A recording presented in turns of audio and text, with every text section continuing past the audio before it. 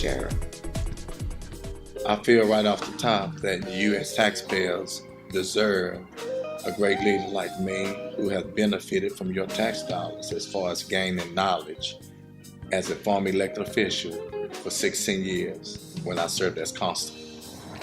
What experience have you had as far as being administrator is concerned? Well, the constable is an elected law enforcement position, so that's administrative in itself. I did budget preparation, budget hearing, budget managing, which is very important. I did disciplinary hearings.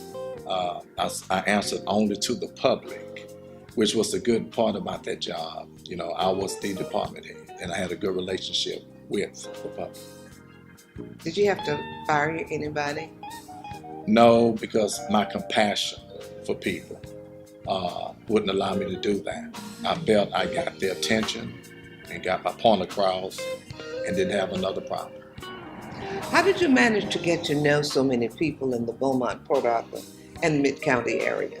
Well, I was always active in this community prior to becoming elected. Oh, doing what? Well, I was a day officer, and that put me in contact with parents through PTA meetings. They had the chicken club back then. A lot of those parents were very in favor of the chicken club and the DAR unit, so I was actually able to teach the student during school time and spend time with the parents. Where they went to the skating ring between the DAR unit and the chicken club. They had a lot of outings. So, and I taught in Port Arthur at the Queen, at Woodrow Wilson, and Edison as well as BISD, and our Mother Mercy and Assumption. So I was pretty connected in this community with the parents. So do you feel that this deterred crime among the youth and young adults? Oh, without question. The DAR program reinforced what the parents instilled in the children at home. We only had 30 minutes with them in class. The parents spent the whole time with them at home. So, but what made the DAR unit work was the parents. I only enforced what they instilled. It just so happened that the program was called Drug Abuse Resistance Education, and I had a blast doing it. So what are your plans to move the Sheriff's Department forward in the millennium that will include youth, adults, young adults, as well as older adults that are on the verge, maybe on the periphery of becoming criminals or doing criminal acts? Well, I think, first of all, you need to make a contact with the school district, with the clergy, because from what I understand, they have a pretty good working relationship as far as mentoring. They're in the schools reading to the kids and things like that. I need to tap into that as sheriff and try to get those kids at a very young age. As far as the adults, work with the ministers. I think most pastors know their members, and the pastor can refer me to a person who's on the verge of going left, and just a word from the sheriff, the public serving sheriff, may deter that. How much time do you think that you can put into being the sheriff of a county as large as Jefferson? We're kind of widespread, and it's going to consume quite a bit of time. And sometimes when people have families, children, and spouses, you know, and you're involved in other organizations. So how much time will you be able to devote to being a good sheriff? Well, this is where my experience come in as constable. I belong to the taxpayers once I'm elected. I have to make myself available. I have to make myself accessible. 24/7, I have to do it. That's a must. So I must surround myself with people, employees, that's going to follow my leadership. And it's going to be new to someone because I'm going to expect more, because I think the taxpayers deserve more. And that job has enough flexibility to allow me to be in various places and still maintain full control and full awareness of what's going on in that department.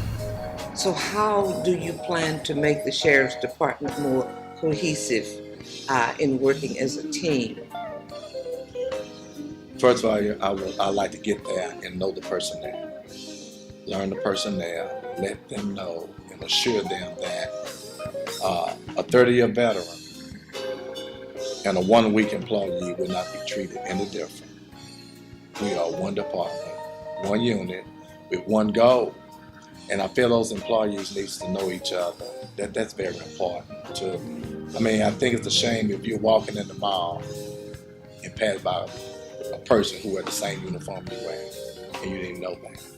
That's going to have a lot to do with the way I present myself, and learn those officers and have them to know that we have each other. We have to have each other back, because at any time, some devastating incident can occur in one of our lives, and we need to be there for each other. That's going to start with me. Once I show them I care for them, they're going to care for each other. Right. All right. What's the difference in being a sheriff deputy, and a constable? Well, the constable is elected by precinct. The sheriff is the chief law enforcement officer of the county, but they are peace officers, and it's often said that the constables are not police, and yes, they are. They're county police. The sheriff, the constable, and the district attorney investigators are county police. But it's kind of like religion. There's one God, one faith, one baptism, but different denominations. There's one peace officer, but different agencies.